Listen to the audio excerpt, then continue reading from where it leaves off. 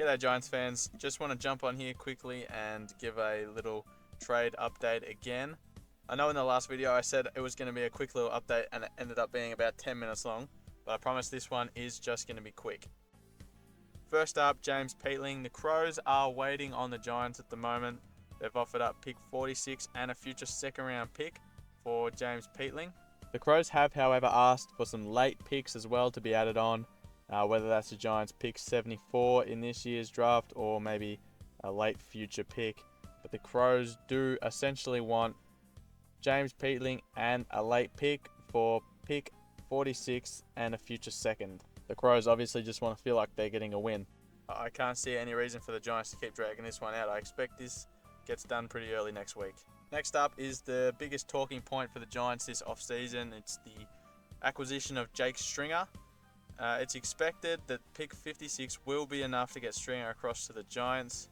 The Giants have offered a 2-year contract. It hasn't been made public how much money the Giants will be paying him over those 2 years. For Jake Stringer, it was more about the security of having an extra year on his contract. He is contracted for next year at the Bombers, but the Bombers will not extend his contract. He asked the Bombers for an extra year. They said, look elsewhere. The Bombers do not want Jake Stringer back next year. It would be very awkward if a deal fell through and Jake Stringer had to return to the Bombers next year.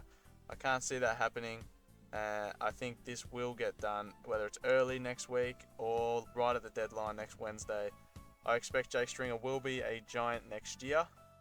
This situation with Jake Stringer and the Bombers is all off the back of what their president had to say at their Best and Fairest a couple of weeks ago.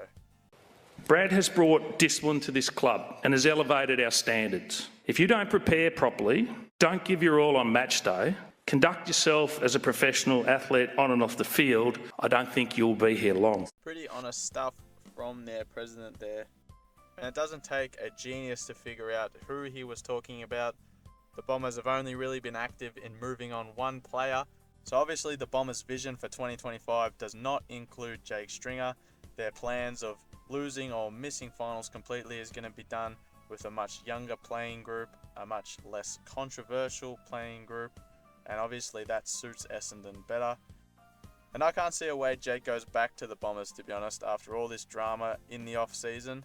I think he'll be at the Giants next year, and I think he'll have a bit of a chip on his shoulder. I think he'll be out to prove a few people wrong, and hopefully that plays in our favour and results in a few extra wins next season.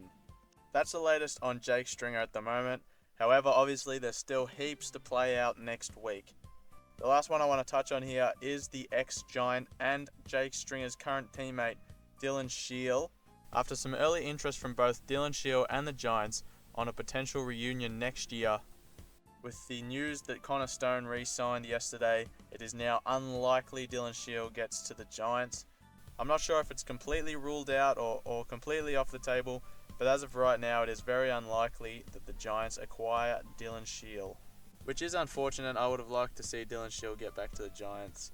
I don't know what everyone else's thoughts on it were, but I, for one, would have liked to see Dylan Shiel back as a Giant. It's not over yet, though. However, as I said, it's just at this point unlikely. That is all the news at the moment for this week. A pretty quiet week for the Giants trade-wise, obviously. Free agency, lost a couple of players there, but trade-wise, very quiet. Expecting a big Monday, Tuesday, Wednesday next week, just to wrap up the trade period. I'm expecting the Giants to make at least 2 trades, that being Peatling to the Crows and Stringer across to the Giants. However, being the trade period, anything can happen, and that's the exciting part about it. All the news will be over on the Giants Talk Instagram account as soon as it comes in. And I'll be making videos like this next week just to keep you updated, a bit more in depth about what's going on. But for now, thank you for watching and see you next week.